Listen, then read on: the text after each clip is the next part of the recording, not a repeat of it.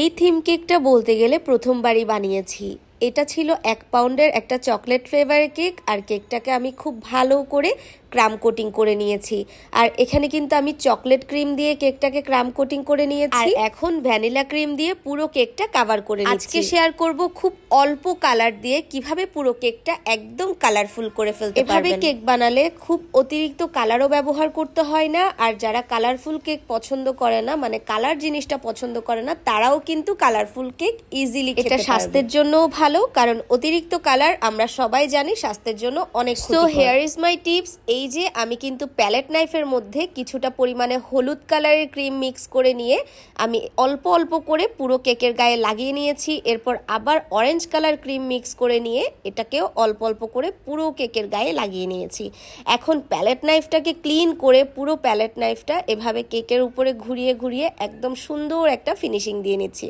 দেখলেন তো সাদা কেকটাই কত সুন্দর অরেঞ্জ টাইপ কালার হয়ে গেল। আমরা অনেক সময় কি করি, পুরো কেকটা কভার করার জন্য অনেকগুলো ক্রিমের মধ্যে অনেক পরিমাণে কালার মিক্স করে তারপরে ওই কালারফুল ক্রিমটাই কেকের মধ্যে ব্যবহার করি।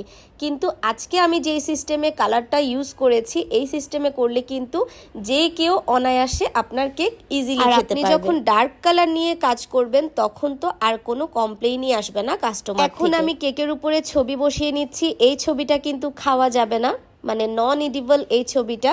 তো ছবিটা আমি একদম কেকের উপরে সেট করে নিয়েছি। এখানে আপনারা আপনাদের পছন্দ মতন যে কোনো ছবি ব্যবহার করতে পারবেন।